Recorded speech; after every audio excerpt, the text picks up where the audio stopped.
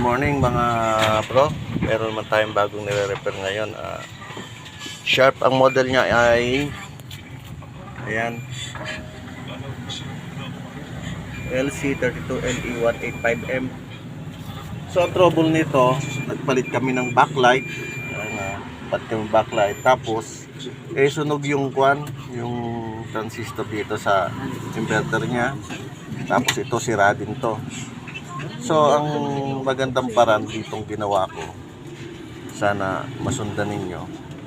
Aalisin nyo to. Yan, alisin nyo. Pagkaalis nyo, alisin nyo rin to. Yan, yung dalawa na yan.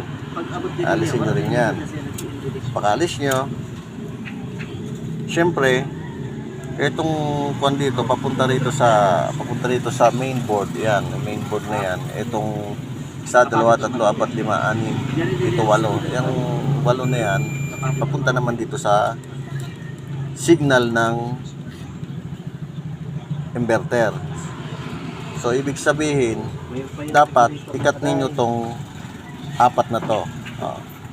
Ito, ituturo ko sa inyo kung alin ang ikakat dito. Yung una, 1, 2, 3, 4. Bakit may resistor? Kasi dapat lagyan natin siyang resistor. Yung kinat na yun, ayun ang ilalagay yung resistor. Yung isa nasa ground. Dati naglalagay ako, magkasunod lang dito eh. Ngayon iba naman yung naposisyonan nito. Sa ground yung isa, 3.3K. Sa ground yung isa, tapos dito sa papunta, number 4. Ito yung number 4 na yan. Yan. Number 4 na yan. Ito yan dito. Yung isa na to. Yan. Yung wire na yung papunta rito. Number 4. Yan. Yan yan. So nakakat din to ha. Yan. Nakakat din yung pang-apat yan. 1, 2, 3, 4. Nakakat din sa ano yan. Papunta yan dito sa paan ng IC na to. Ito. Dito yung nakakabit. Yan. Sana masundan ha. Ngayon, medyo maselan-selan pa, ihahang mo rin to. Papunta dito sa ground to eh. Oo.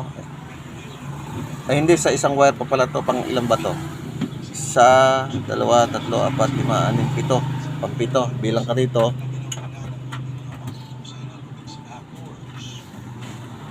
7. 1, 2, 3, 4, 5, 6, 7. Okay. Sana makatulong tong vlog ko na to. Testingin natin. Ayan kung bakit meron po ako rito. Ito po yung nilagay kong inverter. Mas maganda to. Maganda buga ng voltahe nito. Malinaw sa picture. Siguro kung kuha nyo, gayahin nyo na rin yung ginawa ko. Naka-condemn kasi inverter natin eh. Ayan. So, testingin na natin kung buo na talaga. So, ayan. Meron na. So, ganun lang po yung gagawin. Napakasimple lang. Yung mga technician ko pong pogi. Kaway-kaway naman kayo dyan. Yan, yung isa gumagawa ng vending machine. Isa, tambay-tambay na. Wala pa siya tanggap eh. Okay, babay na po. Medyo nagpakulay ako ng buhok.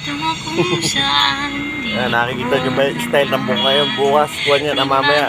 Blondie na yan. Sana po makatulong yung vlog ko na to.